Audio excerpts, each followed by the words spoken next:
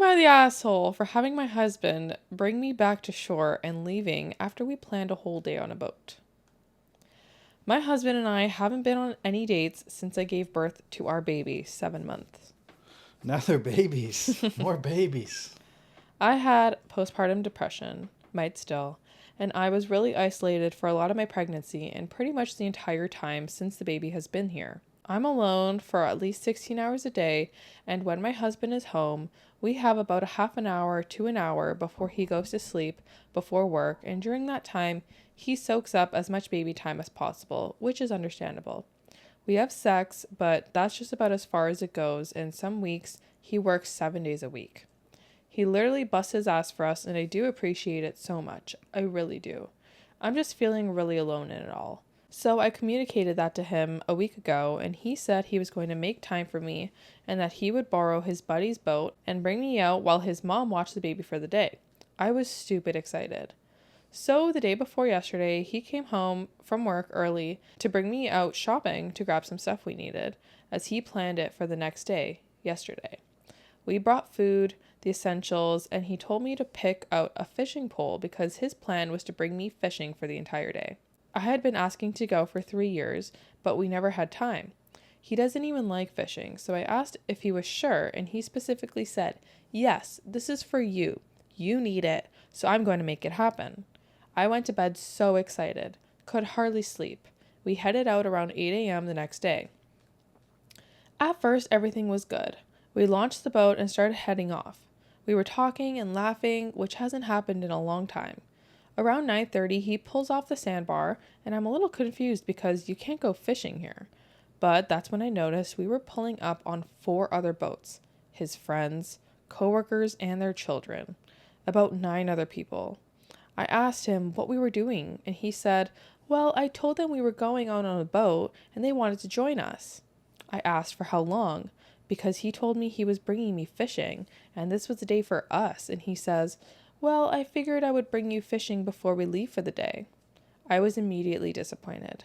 For hours, I sat in the same spot, watching my husband talk to everyone else, or just sat along while he followed these guys to random locations, all beach where you can't fish. Then they all started drinking.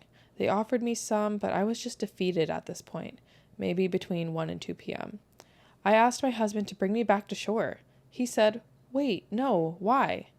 I didn't answer him. He then goes, "No, babe, I'll bring you fishing. We can leave right now."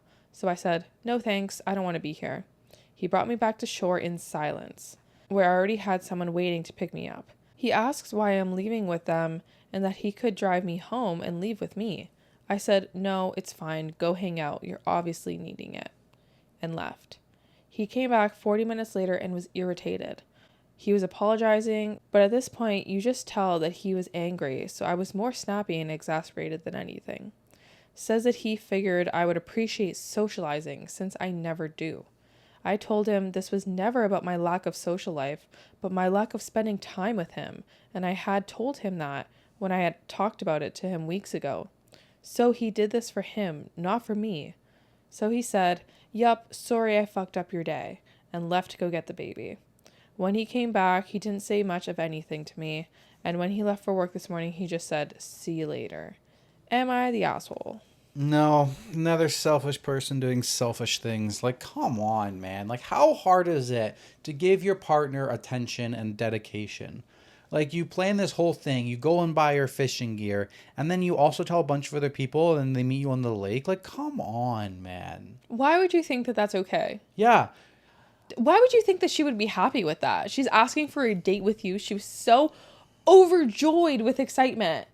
And you like had all these plans, and not once did you mention until the very last moment. Why wouldn't you mention it? Like, why wouldn't you say, "Hey, do you want to go out boating? Everybody's going boating together. We can be in a big group. Does that sound fun?" Yeah. Maybe she would have actually been down for that. If you told her. She probably would have been. She would have been like, "That's great. I can spend time with you. We can socialize a little bit. It'll be a great boating day." But what you did was you set her up thinking that it's going to be completely solo, thinking that it's going to be a day of fishing, and then, boom, pull that out from underneath her, pull the rug out from underneath her, and then this is happening. Mm-hmm. If, like, you're just an asshole. Like, you could have, like, Oh, it just made me so angry because it's like she got so excited. She was talking about how like she couldn't sleep. She was so excited for the next day. She had that like butterflies in her stomach where it's so hard to fall asleep. And then she was so excited they were going there, and then at the last moment they fucking turn. It's like, I can see the destination, and they take a hard right. Yeah. And they take a hard right, and hubby's confused on why she's pissed off. Like, you're a piece of shit. Yep. It would have been different if you're like, hey, do you want to go boating with a bunch of people? She would have been like, maybe she wouldn't have been as excited as fishing, but she probably would have been excited to do that, and she would have been prepared for it. Yep. And at the very last moment, you just rip it out from underneath her. Exactly. Yeah. There's an edit. And for the record, he literally works on the water all day, every day with the guys that he invited. So every single day is on a boat and hangout day for them, because they only have at most 4 jobs a day, and most of the time it's just him hanging out on the boat, waiting for a call. He often jokes that he gets a twofer because he's working in social hour with his friends. And there's another edit to add. I'm honestly growing tired of repeating this, so I'm just going to make this known that my social life is not the problem in this equation. I have friends and I see them as often as I want and need to. My problem is with my husband and I not connecting. We do not speak, kiss, nothing. The point of the trip was to reconnect as a couple, not have me socialize with a bunch of drunks. For the record, there was only one woman there, a woman that quite happily gets tossed around the group, who has zero interest in conversing with me. I have no desire to hang out with the small children either. My husband knows this. I did try to talk to the people there. I was spoken over several times. Yeah, he's just not prioritizing his wife. He's just a piece of shit. He's just a selfish asshole. Yeah. Top comment. It's pretty wild that he's acting like you're the jerk here. Is that typically his MO when he gets upset about something? OP replies, yeah, kind of. Now that I think about it, he gets defensive a lot. No, piece of shit. Divorce. Trash. And I don't even say divorce of this like this is not good and you need to stop. Like, divorce because you deserve somebody so much better. Yeah. Somebody who would actually appreciate you and your time. Exactly. That is so ridiculous.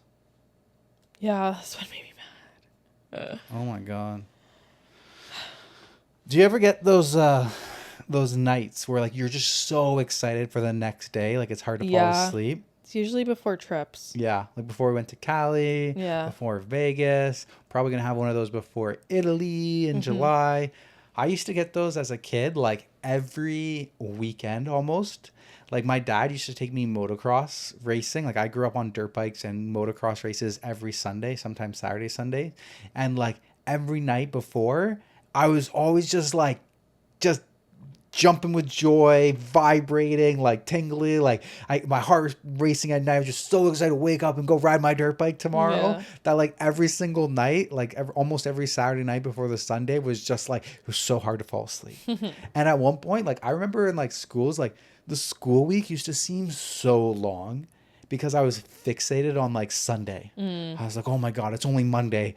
I can't wait for, I know what the track we were going to was the next weekend. And like it got to the point where like I knew what all the tracks were, or if I didn't, it was a new track. I was excited to go to this new track that I've never been to.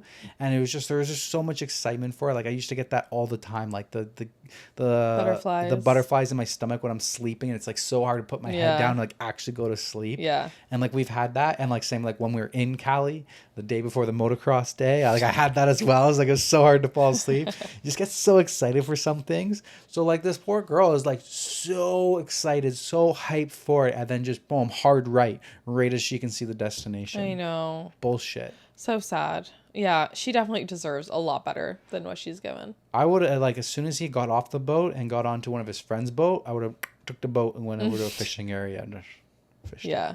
Or would have fucking just drop kicked him off the boat. Drop kick. Into the water. Running kick. Boing. Boing.